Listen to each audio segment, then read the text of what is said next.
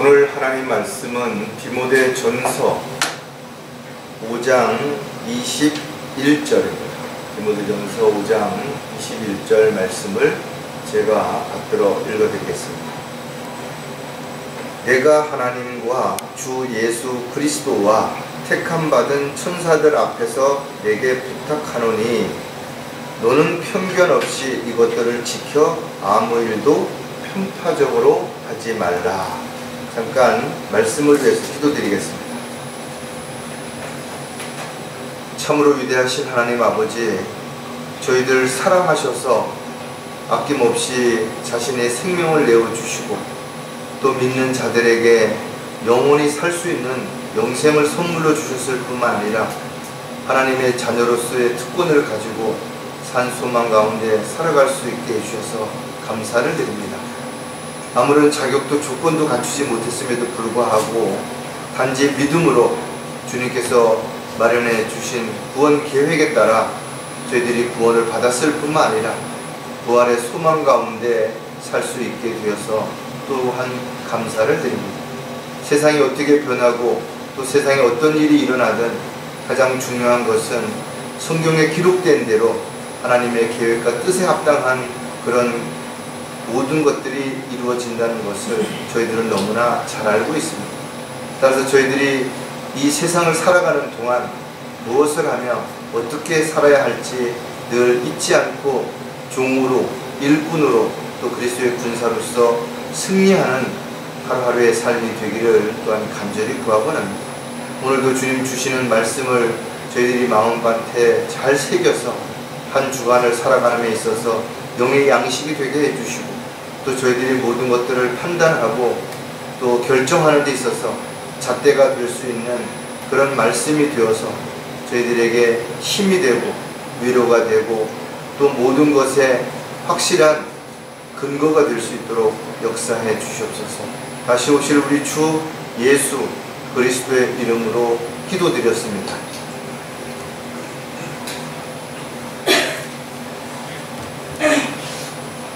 지난주 구정 명절인데도 불구하고 광화문, 여의도 그리고 지역 곳곳에서는 수많은 국민들이 모여서 집회를 열었습니다.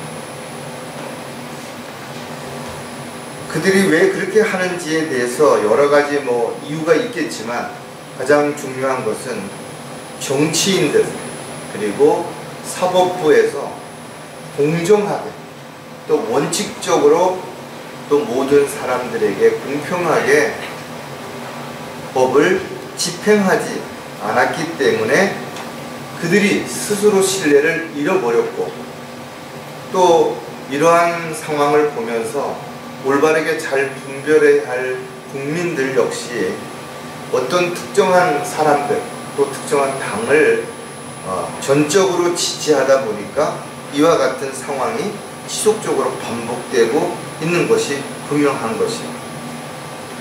국민들을 위해서 헌신하겠다고 약속했던 봉사하겠다고 약속했던 국회의원들이 자신들의 어떤 유익을 위해서 끊임없이 거짓말을 하고 사람들을 이간질시키고 서로를 적대시하게 만들어서 지금 이런 양분화가 일어나고 있다는 거예요. 그렇다면 왜 그런 상황이 벌어지는가?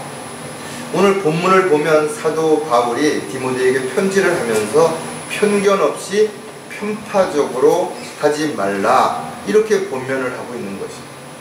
다시 말해서 사람들이 편견을 가지게 된다면 편파적으로 어떤 일들을 실행하게 될 수밖에 없다라는 것입니다.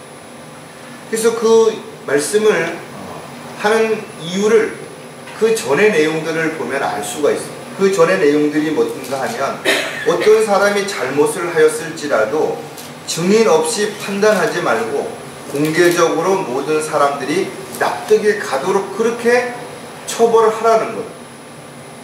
그런데 지금 그렇게 하지 않고 있기 때문에 문제가 되는 거죠.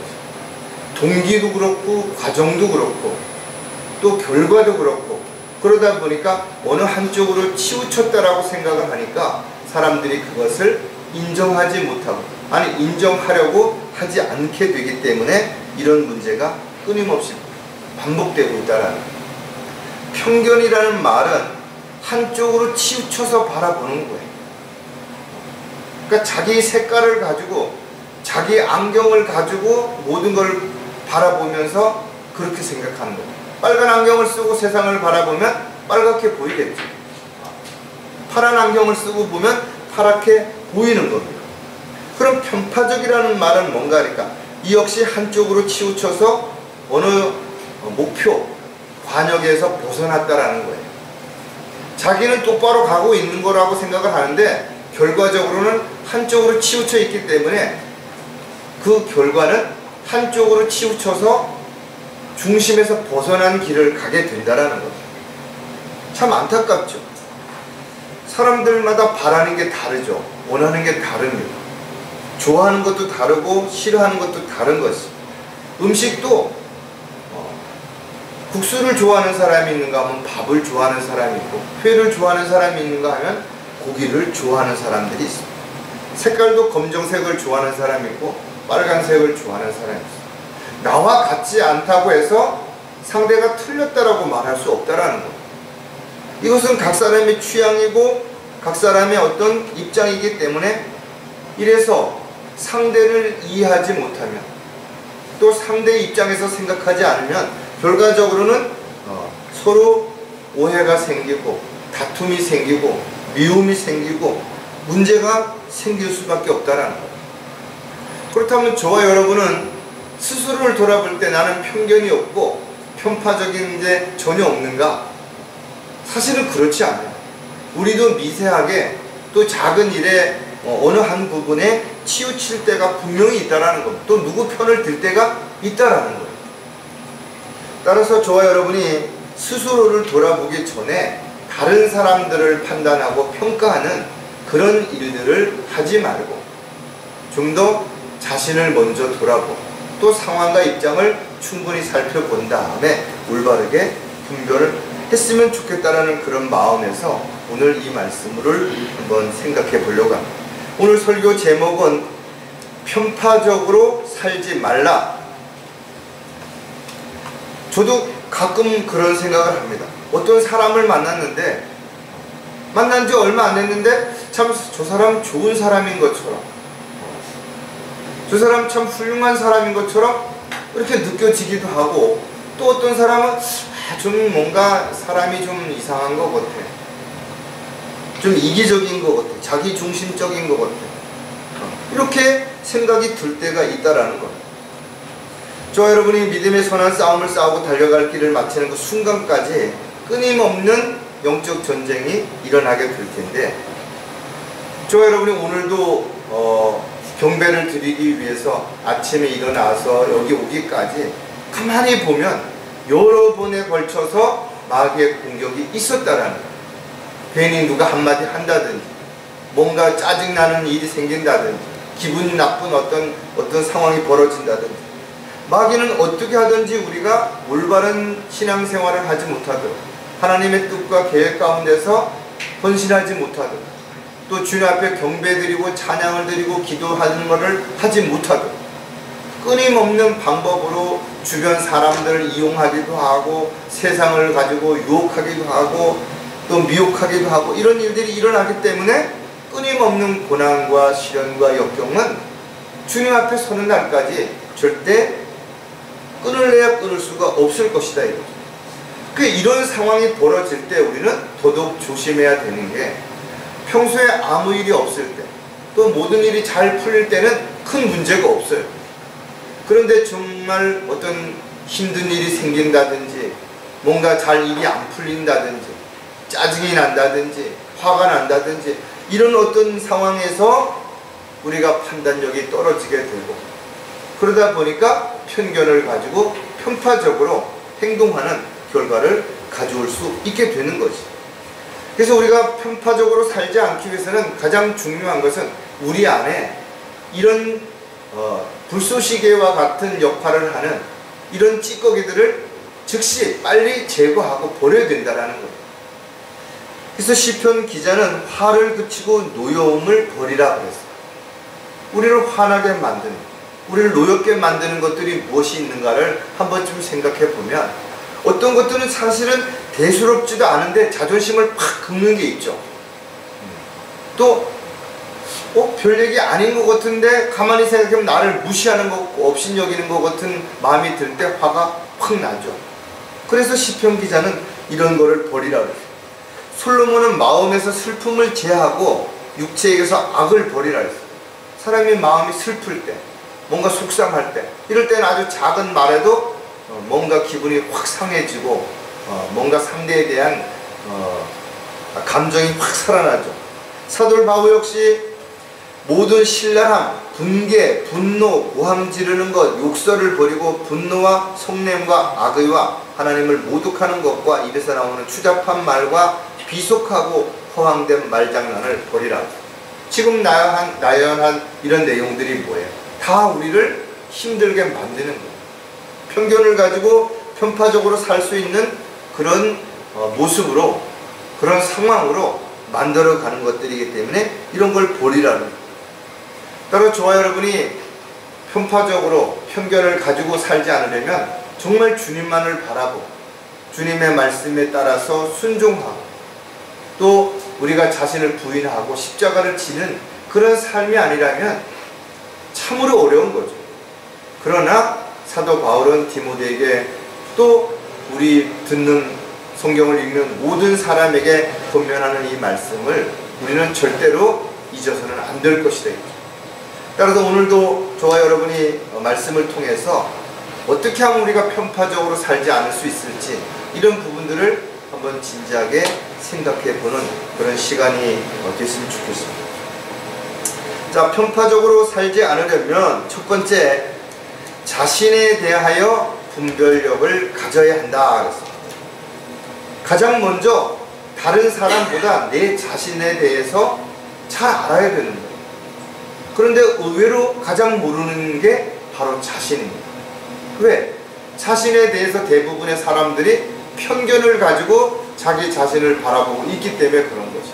나는 그래도 다른 사람보다는 더 잘한다, 더 정직하다, 더 예의가 바르다, 더 신실하다, 이런 식으로 자기 자신에 대해서 이미 편견을 가지고 바라보는 거예요.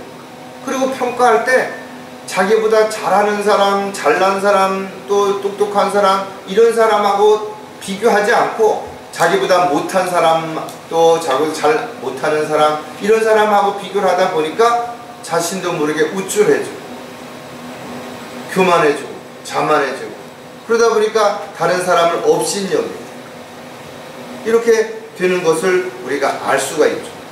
또 반대일 경우도 있어요. 나는 왜 저 사람처럼 돈이 없지? 왜 많이 못 배웠지? 가진 게 없지? 잘하는 게 없지? 이러다 보면 일을 해보기도 전에 미리 난 안 돼, 난 할 수 없어, 이렇게 포기하는 경우도 얼마든지 있다라는 거죠. 따라서 저와 여러분이 편견을 가지고 편파적으로 살지 않기 위해서 가장 먼저 자기 자신을 똑바로 바라볼 수 있어야 되는데, 그러려면 어떻게 해야 돼요? 공정해야 되겠죠. 그 공정한 근거를 어디에 두느냐? 세상 사람들이 가지고 있는 기준이나 내가 가지고 있는 기준이 아니라는 거예요. 바로 하나님의 말씀을 통해서 우리는 그 공정함의 기준을 가져야 되는 거죠. 그래서 우리가 무엇을 판단할 때, 평가할 때 말씀이 잣대가 돼야 된다는 거죠. 또 모든 것을 결정할 때 마지막 최종 권위가 성경이 돼야 되는 이유가 바로 우리가 편파적으로 살지 않기 위해서, 올바르게 신앙생활을 하고 주님의 뜻과 계획 가운데 살기 위해서는 우리가 올바른 분별력을 반드시 가지고 있어야 된다는 사실을 우리가 오늘 다시 한번 생각을 해야 될 것입니다. 자, 자신에 대하여 분별력이 없으면 어떻게 되는가? 여러 가지가 있겠지만 그 중에 몇 가지를 하나씩 살펴보면 현실에 안주하려고 하기 때문이라는 거죠. 대부분의 사람들이 나는 이 정도면 할 만큼 했다, 난 이 정도면 그래도 사람들 앞에 부끄럽지 않다, 뭔가 자기 자신에 대한 평가가 현실에 안주하고자 하는 그 마음에서부터 비롯되게 된다면 더 이상 발전이 없는 거죠. 사람들은 보는 것만큼 생각을 하는 거예요. 또 생각한 만큼 느끼고 느낀 만큼 실행에 옮길 수 있게 되는 거죠. 그래서 자신이 어떤 재능을 가졌든 또 어떤 은사를 가졌든 간에 우물한 개구리가 된다면 그 사람은 판단하고 평가하고 실행할 수 있는 게 그냥 우물한 개구리 수준인 거예요. 그러니까 그 안에서 자기가 잘난 줄 알고 그 안에서 자기가 똑똑한 줄 알고 최고인 줄 아는 거예요. 그런데 우물만 벗어나게 되면 세상이 얼마나 넓냐라는 거예요. 저와 여러분도 하나님의 말씀을 읽고 할 때 성경을 처음에 조금 알게 되면 대단히 뭔가 많은 지식을 알고 있는 것처럼 착각하는 것이죠.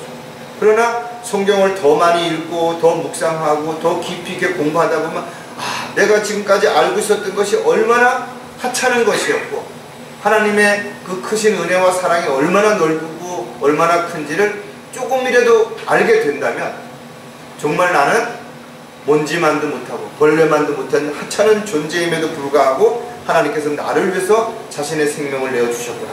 이 부분에 대해서 정말 감동하게 돼요. 정말 감사하는 마음이 들게 되겠죠. 사무엘상 22장 5절에 보면 선지자 갓이 다윗에게 말하기를 요새에 머물지 말고 떠나 유다 땅에 들어가나 하니 다윗이 떠나 하렙 숲으로 들어가니라. 선지자들은 앞으로 일어날 일들에 대해서 미리 말하는 사람이죠. 하나님의 말씀을 대변하는 사람. 다윗이 왕으로서 자신의 보금자리에 머무르고 있는 거예요. 그러니까 좀 더 넓게 세상을 바라보라. 그랬더니 다윗이 그 얘기를 듣고 유다 땅으로 들어갔다라는 거죠. 저와 여러분도 마찬가지. 이 정도면 됐다 라고 생각하기 전에 하나님께서 더 지경을 넓혀주시고 더 큰 일을 맡겨주신다면 그때는 더욱더 헌신적으로 살겠다라는 늘 준비된 마음, 각오, 자세가 되어 있어야 되는 거예요. 난 할 만큼 했으니까 이제는 뭐 이렇게 해서는 안 된다라는 거죠. 많은 사람들이 현실에 안주하고 그래서 편안하게 아무 일도 없이 살기를 원하는 거예요. 예수님 그 제자들 역시 이렇게 이야기했던 내용을 알 수 있죠. 선생님, 우리가 여기에 있는 것이 좋사오니. 그러니까 여기다 초막집을 짓자라는 거죠. 장막을 짓자라는 거죠. 누구든지 안일하게 되면 편견을 가지게 되고 편견을 가지게 되면 열심을 내고 고난과 어려움을 감수하기보다는 적당히 편하고 적당히 그냥 즐기며 사는 이런 삶이 될 수 있다는 거죠. 그러나 가장 중요한 것은 이렇게 안주하려고 할 때가 가장 위험하다라는 거예요. 마귀가 가장 공격하기 쉽다라는 거예요. 그래서 저 여러분이 편견을 가지고 편파적으로 살지 않으려면 현실에 안주하려고 하지 않는 자신에 대한 분별력을 바르게 세워야 될 것입니다. 자, 자신에 대하여 분별력이 없으면 자격지심으로 인해서 위축이 된다는 거죠. 어느 날부턴가 나는 정말 다른 사람들에 비해 가지고 또 주변의 누구에 비해 가지고 뭔가 부족한 사람, 그 다음에 심지어는 난 쓸데없는 사람이에요. 그러다 보니까 많은 사람들이 생을 포기하는 안타까운 일들이 벌어지게 된다든지 얼마든지 아직도 다시 시작할 수 있는데도 불구하고 아예 주저앉아서 일어날 생각을 안 하는 사람들이 많이 있는 거예요. 요즘 젊은 청년들이 일자리를 구하기가 무척 어렵죠. 그러나 그럼에도 불구하고 누군가는 여전히 새로운 직장을 잡고 또 새로운 일을 하면서 살아가고 있는 것이죠. 그런데 아예 집에 포기해서 문 바깥에도 안 나가고 일을 하려고 하는 생각조차도 갖지 않는 그런 젊은 층들이 늘어나고 있다는 거예요. 좀 힘들지만 좀 치사하지만 집에 있으니까 부모가 밥 먹여주고 생활하는데 큰 문제가 없는데 막상 나가보니 너무 힘들고 헤쳐나갈 자신이 없는 거예요. 어느 순간인가 스스로가 자격지심이 너무 많이 생겨서 한 발짝도 앞으로 나아갈 수 없는 위축된 그런 상황이 벌어지고 있던 거예요. 대부분의 사람들이 그런 건 아니지만 한번 열등감에 빠지면 쉽게 빠져나오기가 어려운 거죠. 그래서 갈수록 점점 더 사람들과의 어떤 관계가 멀어진 기피 현상이 일어나는 거예요. 그래서 은둔 생활을 하는 것이고, 그러다 보니까 컴퓨터 게임 같은 데 안에서 자기 왕국을 짓고 그 안에서 죽고 살고 얼마든지 할 수 있으니까 그것을 벗어나지 못하는 게임 중독에 빠지는 사람들이 지금 끊임없이 일어나고 있다는 거예요. 여호수아 1장 9절에 보면 내가 내게 명령하지 아니하였느냐, 강건하고 담대하라, 무서워 말고 낙심치 말라, 이는 주 내 하나님이 내가 어디로 가든지 너와 함께함이라 하시며. 예수님께서도 임마누엘 하셨잖아요. 내가 너와 함께함이라 그랬어요. 구원받은 그리스도인들 안에는 성령께서 와서 계시기 때문에 늘 함께 하시는 것입니다. 우리가 세상에서 비록 남들보다 많은 지식이 없고 건강이 부족하고 벌어놓은 돈이 없다 하더라도 우리가 영적인 시각에서 보면 우리는 영원히 살 수 있는 영생을 가졌잖아요. 산 소망 가운데 살아가는 하나님의 자녀라는 이 신분을 가지고 있다면 얼마나 대단한 사람인가 해서 왜 자격지심을 가지고 자기를 비하할 열등감을 가져야 하는가? 그렇지 않다라는 거예요. 세상 그 누구도 가질 수 없는 이 소중한 것들을 우리는 이미 가지고 있고 또 가질 것에 대한 약속을 하나님으로부터 받았다라는 거죠. 그렇다면 가장 더 값지고 소중하고 귀한 것을 가지고 있으면서 왜 하찮은 것을 갖지 못했다고 해서 불행하다고 생각하고 위축된 삶을 살아야 하는 것인가? 이것은 자신에 대한 올바른 분별력이 없기 때문에 그런 거죠. 내가 누구인지 내가 앞으로 어떻게 될 존재인지를 모르니까 하찮은 눈에 보이는 것에 위축되고 그것 때문에 평가하고 낙담하고 이렇게 살아간다는 거죠. 자, 자신에 대해 분별력이 없으면 또 하나가 뭔가 하면 스스로 교만에 빠지기 때문에 그렇죠. 사람들 누가 잘한다 옛날에 1등병 뭐 어쩌고 이러면 막 물불 안 갈리고 뛰댕기고 왜 그런 것인가요? 사람들이 잘한다 하는 이 칭찬에 어느 순간인가 빠져서 헤어나지 못하는 거예요. 그러니까 그 유튜브 하는 사람들이 돈을 더 벌기 위해서 더 자극적이고 또 자극적인 어떤 행동을 하다 보니까 결국은 그걸로 인해서 사망하는 일들이 비일비재하게 일어나고 있다. 너무 많이 먹는다든지 너무 오래 참는다든지 너무 오래 뭘 한다든지 아니 잠을 안 자고 뭐 20일 30일씩 버텨야 할 이유가 뭐냐는 거죠. 뭐 때문에 그렇게 하느냐는 거예요. 돈 때문에 그렇게 하는 거죠. 그리고 사람들이 대단하다 이 한마디에 그것을 버리지 못하고 조금 더 하다 보니까 이런 일들이 벌어지게 되는 거죠. 물론 칭찬이라고 하는 것이 고래를 춤추게 하는 것처럼 때로는 위로가 되고 힘을 낼 수 있는 아주 가장 큰 에너지가 되는 것 사실인 것입니다. 그러나 지나치게 이런 칭찬이라는 것이 또 형식적이고 가식적인 그런 어떤 말들이 한 사람을 비패하게 만들 수 있는 거예요. 교만하게 만들고 스스로 자만에 빠지도록 그렇게 만들 수 있다는 거예요. 에레미야 9장 23절에도 주가 이같이 말하노니 현명한 자는 자기 지혜를 자랑하지 말며 용사는 자기 힘을 자랑하지 말고 부자는 자기의 부를 자랑하지 말고 이런 모든 것들이 한순간에 끝날 수도 있는 것이 한순간에 모든 것을 다 내려놓아야 할 수도 있다라는 거예요. 그런데 많은 사람들이 자기가 뭔가 대단하다고 이야기하는 거죠. 그러나 세월이 지나면 결국은 늙고 병들고 자기 몸마저 가눌 수 없는 상황에 빠지게 되는 것이고 아무것도 가지고 가지 못하는 참으로 한 줌의 흙으로 돌아가는 것이 인생이라는 거죠. 따라서 저와 여러분이 무언가를 가졌다면 뭔가 할 수 있다면 그러면 그것을 가지고 누군가를 위해서 또 다른 무엇인가를 위해서 선한 영향력을 끼칠 수 있는 도구로 일꾼으로 쓰임 받아야 되겠죠. 특히 우리가 주님의 종이고 일꾼이라면 주님이 기뻐하시는 일에 그 모든 것들을 잘 활용한다면 아주 잘하는 것이다. 그러나 내가 무엇을 가졌든 무엇을 할 수 있든 그것을 주시는 것은 주님이시라면 우리가 자랑할 건 아무것도 없죠. 오히려 감사하고 뭔가 할 수 있음에 나눌 수 있음에 줄 수 있음에 감사하는 삶을 살아갈 수 있다면 우리는 결코 교만해지지 않겠죠. 또 스스로를 낮추게 된다면 언젠가 주님이 높여주실 때가 있음을 알기에 우리는 스스로를 겸손하게 자신을 낮추고 상대를 높이는 그런 마음 자세로 살아갈 때 우리가 올바른 분별력을 가지고 편견을 가지고 편파적으로 살지 않는 그런 저와 여러분의 삶이 될 수 있을 것입니다.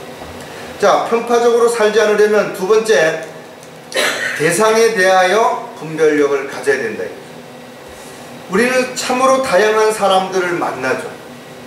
새로운 사람들을 만나고, 어제 만났던 사람을 또 만나고, 1년 전에 만났던 사람을 다시 만나고, 끊임없는 만남들이 지속된다는 거죠. 그런데 우리가 살다가 돌아보니까 내가 처음에는 좋은 마음을 가지고 좋은 그 이미지를 가지고 어떤 사람을 만났는데, 어느 날 어떤 일이 벌어지고 나서 보니까 세상에 이런 나쁜 사람이 있냐 이거예요. 위선자였고 사기를 치고 거짓말을 일삼았는데 그걸 속이고 살아온 사람들이 있을 수 있잖아요. 그것도 얼마나 안타깝네요.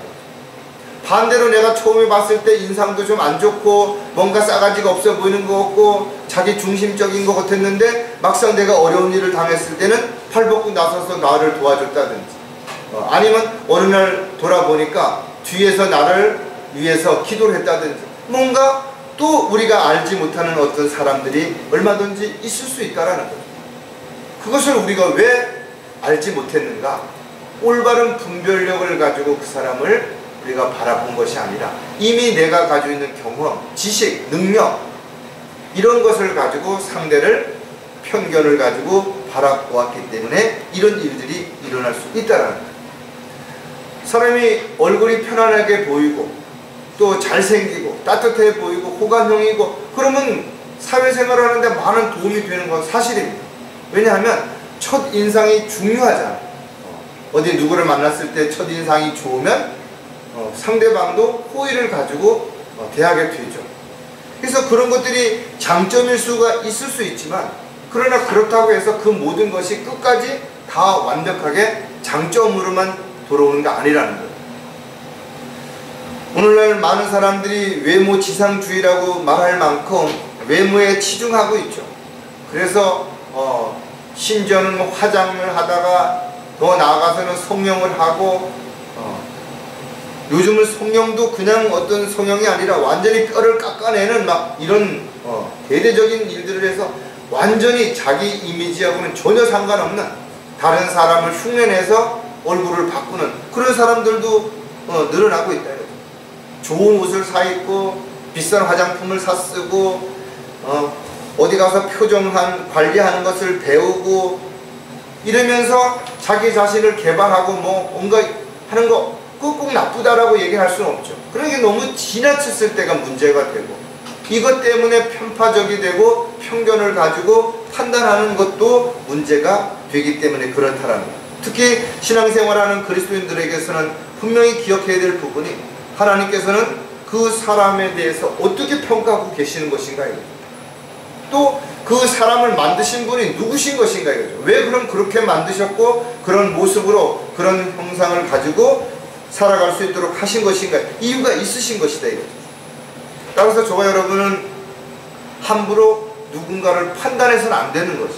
로마서 14장 13절에도 보면 서로를 판단하지 말고 도리어 형제들 앞에 거치는 것이나 방해물을 놓지 아니하였는지 판단해야 하리라. 함부로 판단해서 안 된다. 영적으로 어리다고 해서, 또 영적으로 지금 뭐 질병이 있어서 문제가 생겼다고 해서 함부로 평가하고 판단해서는 안 된다는 거예요.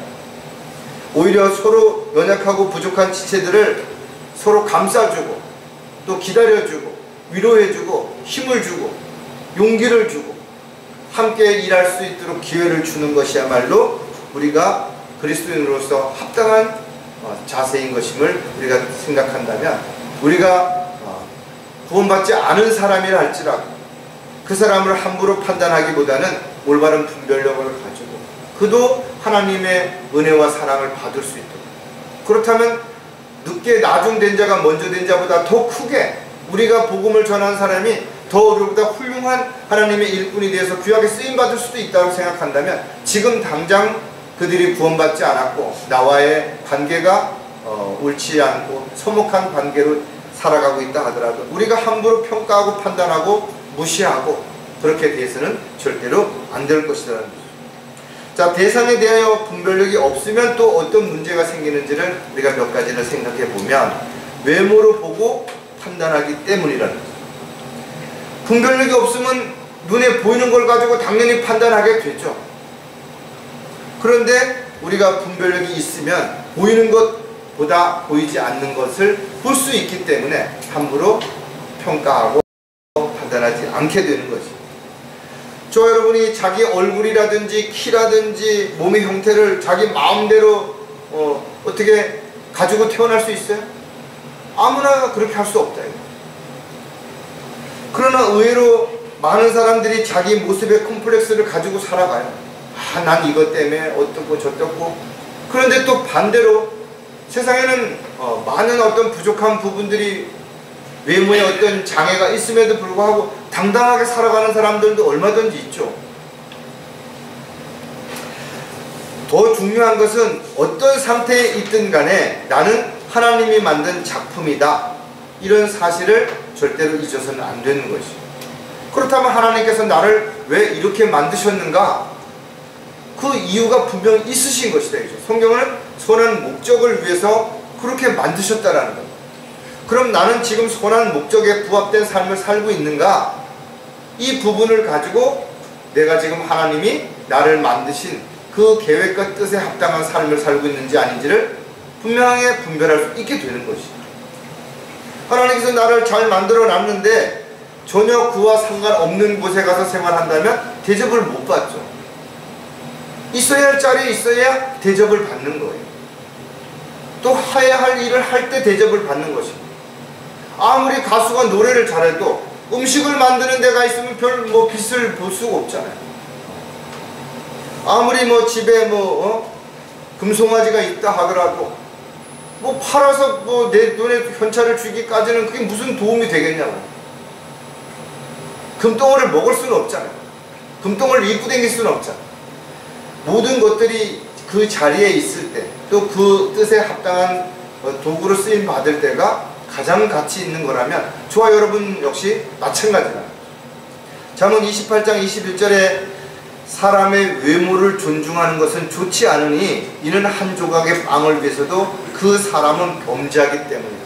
연예인들을 얼마나 잘생겼어요. 다 그런 건 아니지만, 그런데 그 연예인들이 뭔가 좀 일이 잘 안 풀리면 마약을 하고 음주운전을 하고 폭행을 하고 이런 일들이 벌어지고 있고, 심지어는 뭔가를 훔치고 빼앗고, 왜 그런 것인가 이거죠.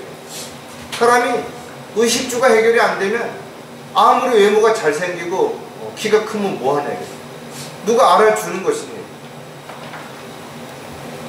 따라서 저와 여러분이 어떤 모습으로 살아가고 있든지 간에 중요한 것은 하나님께서 우리를 만드신 우리는 하나님의 작품이라는 사실을 절대로 잊어서는 안 된다는 거예요. 따라서 자신이 할 수 있는 일을 최선을 다해야 되는 것이고, 또 자신이 하는 일이 주님을 기쁘시게 하는 일인지를 먼저 분별하고 그렇게 하고 있다면 더 잘하는 삶이 분명한 거죠. 따라서 아무리 속이고 위선적인 삶을 살지라도 결국은 언젠간 다 드러나겠죠. 하나님은 외모로 평가하는 것이 아니라 그 사람이 어떻게 무엇을 하며 살아왔는가를 가지고 심판을 하실 것이라면 심은 대로 거두는 거죠.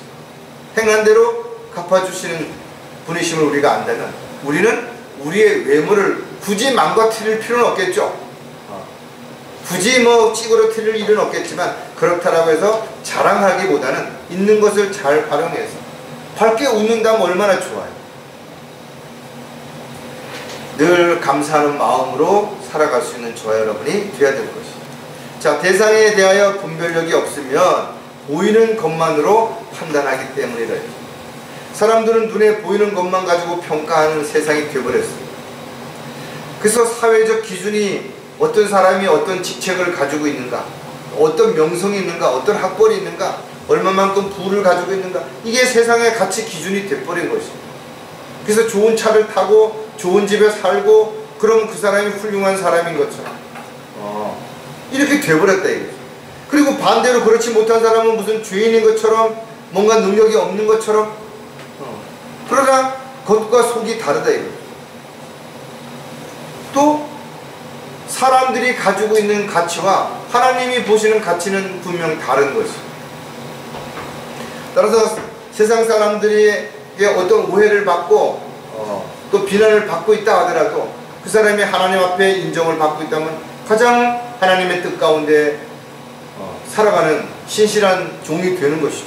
또 반대가 됐을 때는 참으로 부끄럽고 수치스러운 삶이 될 수밖에 없는 것이다.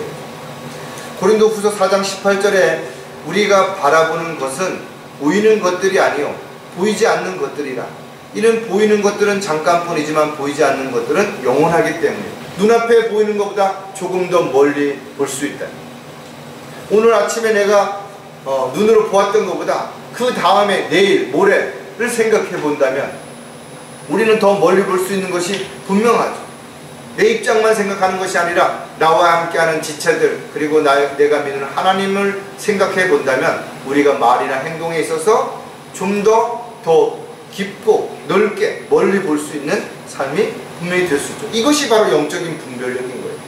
세상적인 시각, 세상적인 기준이 아니라 우리가 좀 더 하나님의 뜻과 계획 안에서 또 믿음 안에서 말씀 안에서 우리가 판단하고 생각하고 평가한다면 이것이 우리가 좀 더 의미 있고 가치 있는 삶을, 즉 영적인 삶을 눈에 보이는 것보다 보이지 않는 삶을 살아가는 저와 여러분이 될 수 있다는 거예요. 분명 저와 여러분은 그리스도 심판사 앞에 서게 될 것이에요. 우리가 이 세상에서 억울하게 누명을 쓰고 손가락질을 받고 욕을 먹고 손해를 보고 이런 모든 것들이 결국은 주님 앞에 서게 됐을 때 보상으로 주어지게 된다는 생각을 한다면 억울해할 게 없죠. 오히려 그런 기회가 우리에게 주어진 것을 잘 이겨낸다면 우리가 복 있는 것으로 여길 수 있는 계기가 될 수 있을 것입니다. 자, 대상에 대하여 분별력이 없으면 세상 기준으로 평가하기 때문이라는 것. 저와 여러분도 영적인 분별력이 흐려지면 결국은 세상적인 기준을 가지고 평가하는 거예요.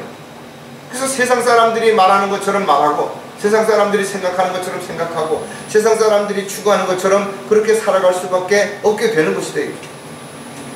우리가 어떤 사람을 쉽게 아는 것처럼 생각하지만 사실 잘 모르는 거예요. 저도 결혼한 지 40년이 지났는데도 불구하고 아직 우리 자매에 대해서 잘 모른다. 어떨 때 보면 낯설 때도 있고 어떨 때 보면 저렇게 생각할 수도 있나? 이렇게 생각할 때가 있는 거예요. 그러나 모든 것이 마찬가지겠죠. 내가 알고 있는 어떤 지식들, 경험들 이것이 대단한 것 같지만 조금만 더 우리가 폭을 넓혀보면 그 하찮은 것에 불과할 수도 있다는 거예요. 세상에 얼마나 많은 직업들이 있어요. 그런데 직업 몇 개 가져보고는 내가 세상에 안 해본 직업이 없다 이렇게 말하잖아요. 아니 우리나라도 얼마나 넓은데 미국에 가가지고 한 서너 번 미국 갔다 오고 나서 미국에 안 가본 데가 없다 이렇게 말한다면 얼마나 말이 안 되냐 이거죠. 근데 많은 사람들이 세상 사람들이 그 기준을 가지고 그렇게 평가하는 거야. 성경 좀 읽고 나서는 성경을 다 안다고 생각하고 착각한다 이거죠. 골로새서 1장 9절 10절에도 보면 이런 연유로 우리가 그것을 들은 날부터 너희를 위하여 기도하고 간구하기를 그치지 아니하노니 곧 너희가 모든 지혜와 영적 지각 안에서 그분의 뜻을 아는 지식으로 충만케 되어 주께 합당히 행함으로 모든 일에 기쁘시게 하고 선한 일마다 열매를 맺고 하나님을 아는 지식이 자라나며 이런 모습을 바라볼 때 얼마나 대견하겠어요. 형제 자매들이 영적으로 성장해가는 모습을 우리가 지체들이 서로 바라볼 때 얼마나 감사하고 얼마나 또 대단한 것인가 이렇게 생각하겠네요. 또 다른 지역교회에 있는 지체들도 마찬가지죠. 어느 날 만나봤더니 영적으로 성장한 거예요. 더 많이 헌신적이 됐을 때 정말 감사하죠. 저와 여러분은 장성한 분량에 이르러서 모두가 성숙한 그리스도인으로서 하나님의 말씀을 자유자재로 사용할 뿐만 아니라 마귀를 대적하고 하나님의 뜻을 이루어가는 도구로서 충실히 살아갈 수 있는 그런 삶이 충분히 되어야 된다. 그러기 위해서는 사도 바울의 고백처럼 우리가 가지고 있는 그런 지식들 배설물처럼 버릴 수 있는 준비가 되어야 되고 베드로가 이야기하는 것처럼 우리가 더 하나님의 영적인 지식들을 알기 위해서 우리가 그렇게 늘 하나님의 말씀을 배우고자 하는 그런 자세로 항상 살아갈 때 우리가 영적 분별력이 흐려지지 않고 또 영적 분별력이 바르게 서 있을 때 편견을 가지고 편파적으로 살지 않는 저와 여러분이 될 수 있다는 거예요. 자, 마지막으로 편파적으로 살지 않으려면 사역에 대하여 분별력을 가져야 된다. 하나님의 사역은 참으로 다양합니다. 그리고 그 일들을 위해서 다양한 형제 자매들이 필요한 것입니다. 어떤 사람이 독단적으로 뭘 할 수 있는 게 아닌 것입니다. 교회 안에도 목사가 있고 집사가 있고 형제 자매들이 각자 역할이 있는 거예요. 목사가 다 모든 것을 주관해서도 안 되고, 또 그렇다고 나 몰라라 하고 구경만 해서도 안 되는 거죠. 지체들 역시 마찬가지인 것입니다. 자기 역할을 충실히 하지 않으면서 다른 사람에 대해서 어쩌고 저쩌고 비난하고 왜 그렇게 안 사느냐, 왜 그렇게 안 하느냐, 이렇게 해서는 안 되는 거예요. 먼저 내가 나의 역할에 충실히 최선을 다하고, 그 다음에 내가 힘이 있거나 시간이 있거나 능력이 있다면 다른 지체들이 그렇게 자신의 역할에 충실할 수 있도록 도와주고 이끌어주고 기다려주고, 이렇게 함께 해서 모두가 자기 역할을 충실히 할 때 교회가 강성한 교회가 되는 것이고, 또 우리 역시 하나님 앞에 잘했다고 칭찬받을 수 있는 신실한 일꾼이 될 수 있기 때문에 그렇다는 겁니다. 따라서 저와 여러분은 자신이 하는 모든 일을 주님이 보고 계신다는 사실을 절대로 잊어서는 안 되는 거죠.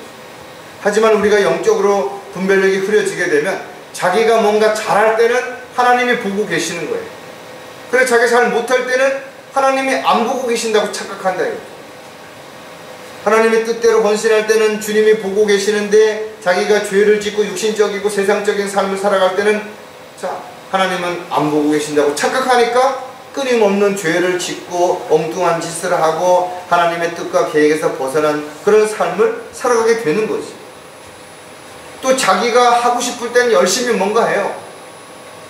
또 자기 하고 싶은 거를 열심히 하면서 이것이 하나님이 기뻐하시는 일이고 하나님이 원하는 일이고 내가 믿음으로 하는 일이고 이렇게 하는 것이 곧 헌신이라고 착각할 수도 있다 이거죠. 하지만 하나님의 생각과 나의 생각이 다를 수 있어요. 하나님이 인도하시는 길과 내가 가고자 하는 길이 다를 수 있다는 거예요. 따라서 인간의 지혜와 지식으로 뭔가를 하려고 한다면 결국은 하나님의 뜻과 계획에서 벗어나게 되죠. 얼마나 많은 사람들이 하나님의 일을 한다라고 지금 열심을 내느냐 이거죠. 그러나 그것이 과연 하나님이 원하시는 일인 것인가 이거죠. 하나님의 사역과 세상의 일은 분명히 다른 것이에요. 저와 여러분도 이 세상을 살고 있기 때문에 세상의 법을 지켜야 되고 세상에서 원하는 일들을 위해서 우리도 살아가야 될 때가 있고 또 거기서 열심히 일을 해야 되는 부분이 분명히 있다 이거죠. 그러나 하나님의 뜻과 계획, 하나님의 일이 먼저라는 것을 우리가 절대로 잊어서는 안 되는 것이죠.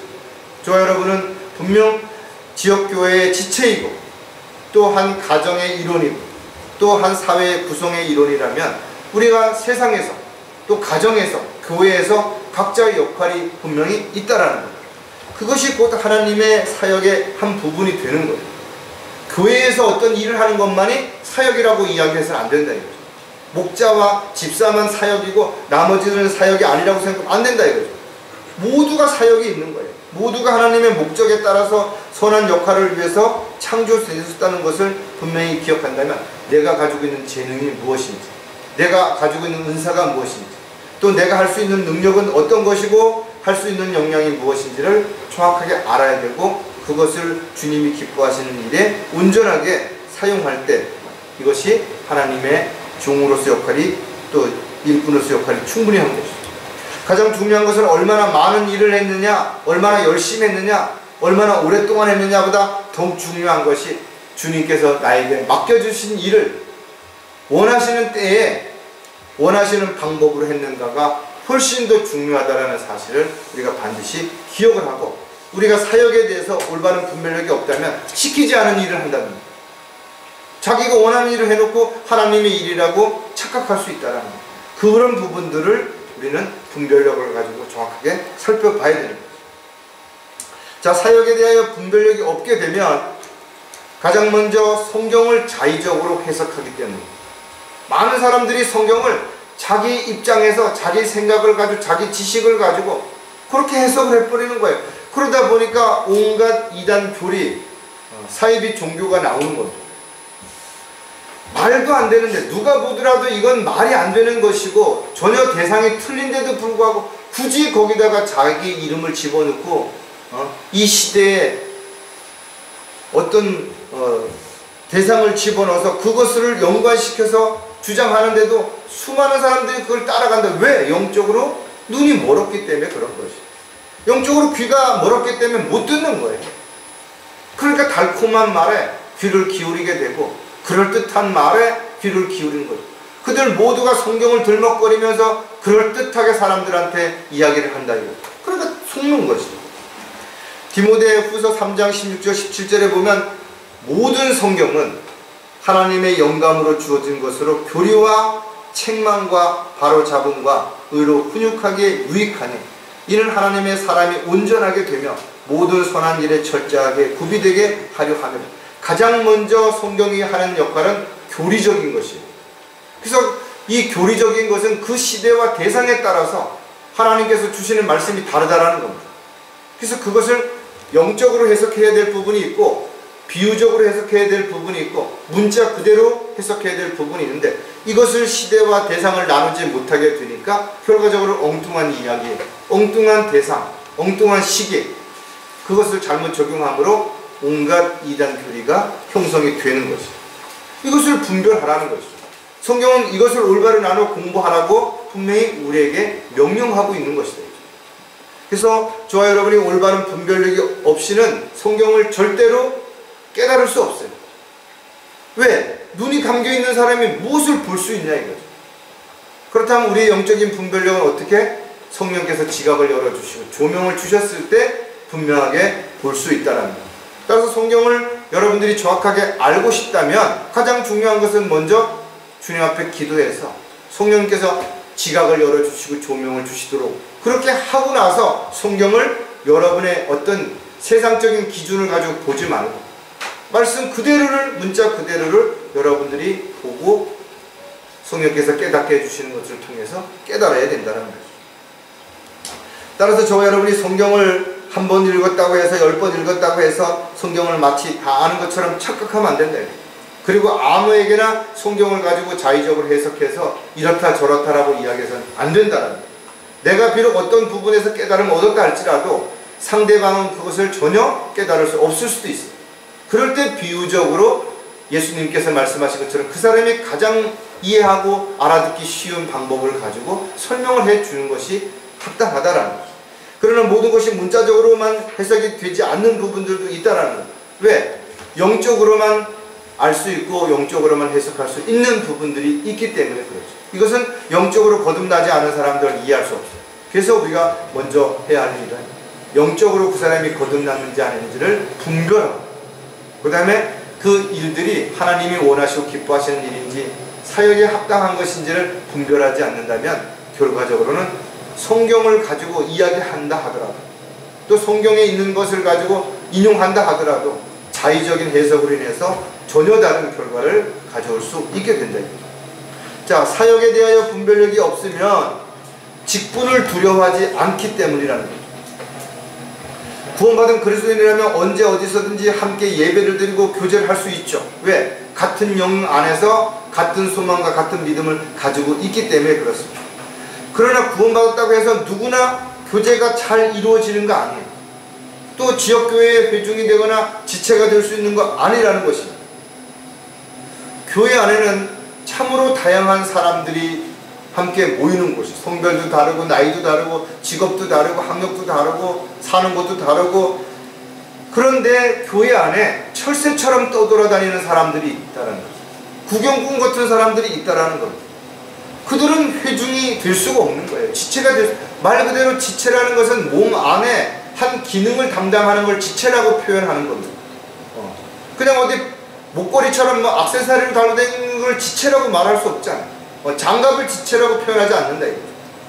따라서 우리가 지체라고 말한다면 같은 믿음 안에서 같은 소망을 가지고 같은 영 안에서 같은 사역에 동참할 때 이런 것을 지체라고. 그래서 같은 지역교회 안에 있는 사람을 지체라고 말하는 것이지 다른 교회 다니는 다른 어떤 단체에 있는 사람을 지체라고 표현하는 거 아니에요. 그들도 크게 의미를 보면 하나님의 영 안에서 한 몸의 한 부분이기 때문에 한 성전의 일부분이 같은 그리스도인으로서 우리가 교제할 수 있어요. 그러나 지체는 아니라는 거죠. 그래서 이런 부분들을 우리가 잘 분별을 해야만 되는데 그렇다면 교회 안에 지체의 역할은 뭐냐 이거죠. 각자의 있어야 할 자리와 해야 할 역할이 다르다라는 겁니다. 근데 그것을 잘 모르면 하나님을 두려워하거나 하나님의 일을 두려워하지 않게 됩니다. 자기 마음대로 하고 싶은 대로 뭔가를 하게 되는 거죠. 베드로전서 1장 17절에 또 외모로 보지 않으시고 각 사람의 행위에 따라 판단하시는 분을 너희가 아버지라 부른다면 너희의 이곳 나그네 시절을 두려움 속에서 지내라. 저와 여러분이 하는 일이 다르고 있어야 할 장소와 또 역할이 다르다고 해서 한 몸의 지체가 아닌 것이 아니라는 것이 지체라는 거예요. 하지만 눈의 역할이 있고 심장의 역할이 있고 발의 역할이 있는 것처럼 각자가 자기 역할에 충실하고 그 다음에 온몸이 하나가 되어서 정말 하나님이 기뻐하시는 그런 삶을 살아가는 그런 삶이 되기 위해서는 같은 영 안에서 같은 인도하심과 같은 소망 가운데 살아갈 때만 그것이 가능하다는 거죠. 따라서 인간의 열정과 인간의 어떤 노력만 가지고 뭔가를 하려고 한다든지 눈에 보여지는 뭔가를 가지고 그 성과를 가지고 판단하고 평가한다든지 그런 것이 아니라 우리는 주 안에서 각자의 역할에 충실하는 직분에 충실하는 그런 삶을 살아가고 있는지 스스로를 돌아보고 또 지체들과 함께 나누는 교제 가운데서 서로에게 부족한 부분들을 채워주고 가장 사역에 합당한 도구로 일꾼으로 쓰임받을 때 하나님을 기쁘시게 해드릴 수 있는 사역에 동참하는 신실한 형제 자매들이 될 수 있다는 겁니다. 자, 사역에 대하여 분별력이 없으면 피로 사신 교회를 모르기 때문이라는 거죠. 세상에는 십자가를 붙여놓고 교회 이름을 쓰는 그런 교회라고 부르는 건물들이 얼마나 많이 있느냐. 큰 대형 건물부터 지하에 있는 아주 작은 어떤 가정집에 이르기까지 수도 없이 있다 이거죠. 그들도 나름대로는 찬송을 부르고 기도를 하고 성경을 보고 헌금을 드리고 이렇게 다 한다 이거죠. 그러나 그렇다고 해서 모두가 다 하나님이 피로 세운 교회냐? 사람이 자기의 목적을 위해서 자기의 위안을 위해서 또 자기의 어떤 지식과 경험의 능력을 자랑하기 위해서 만든 그런 교회들도 얼마든지 있을 수 있다는 것을 우리는 반드시 기억해야 된다 이거죠. 그렇다면 과연 하나님의 피로 세운 교회는 얼마나 되며 그런 교회인지 아닌지를 어떻게 알 수 있는 것인가 이거죠. 어떻게 가짜 목사, 거짓 목사, 사기꾼, 사꾼 이런 교회를 흉내내고 목자를 흉내내고 하나님의 일꾼을 흉내내는 그런 사람들을 구별할 수 있는 것인가 이거죠. 이것은 영적인 분별력이 없이는 불가능하다 이거죠. 왜? 철저하게 그들이 양의 옷을 입고 양인 것처럼 자신을 위장하고 속이고 있기 때문에 일반적으로는 알 수가 없는 것이. 사도행전 20장 28절에 그러므로 너희 자신을 조심하고 모든 양떼에게도 그리하라. 이들을 위하여 성령께서는 너희를 감독자로 세우셨으며 하나님께서 자신의 피로 사신 하나님의 교회를 돌보게 하셨느니라. 그 교회의 목자가 어떻게 하고 있는 것인가? 무엇을 추구하고 있고 무엇을 두려워하고 있고 무엇을 위해서 열심을 내는 것인가 보면은 알 수 있다라는 겁니다. 또 거기에 다니는 성도들 역시 마찬가지라는 거예요. 그들이 무엇을 이야기하고 무엇을 자랑하고 있고 무엇을 기다리고 있고 무엇을 소망하고 있는지를 보면 그 교회가 하나님의 피로 세운 교회인지 아니면 어떤 특정한 사람들 또는 어떤 특정한 단체를 위해서 자신들의 유익, 자신들의 어떤 힘을 과시하고 자신들의 입장을 고수하기 위해서 만든 하나의 단체인지를 분별할 수 있다는 겁니다. 따라서 예수님을 문 바깥에 세워놓고 우리는 부족한 것이 없다고 뭔가를 자랑하고 마지막 교회의 예표인 라우디아 교회와 같은 교회가 있다면 아무리 많은 사람이 많이 모이고 많은 세상적인 일을 하고 역사와 숫자를 자랑한다 하도 하나님이 세우신 교회가 아니에요. 누가 세운 교회냐? 사람이 세운 교회라. 특정한 사람이 세운 교회라. 그러면 그 특정한 사람이 하나님을 두려워하고 하나님을 원하고 하나님이 원하시고 기뻐하시는 그런 일꾼으로서의 삶을 살고 있는가?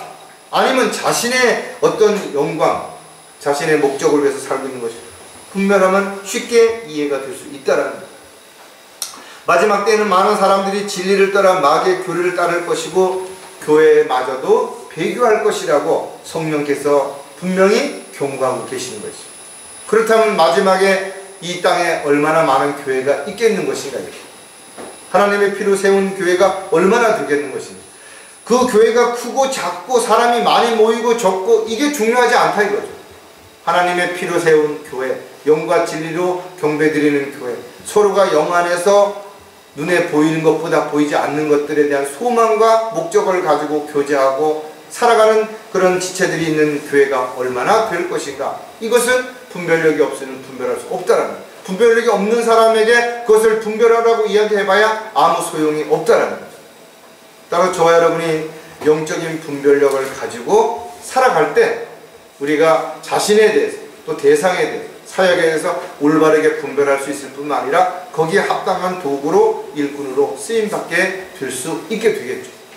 그렇게 될 때 우리가 어떤 것들을 볼 때, 어떤 사람을 만날 때, 어떤 일을 할 때 편견을 가지고 편파적으로 하지 않는 영적인 그리스도인으로서 신실한 도구로 일꾼으로 종으로 살아갈 수 있는 삶이 될 수 있다는 것을 다시 한번 오늘 생각하고 또 마음에 결단하는 계기가 되시기를 주의 이름으로 부탁을 드리겠습니다. 기도하겠습니다.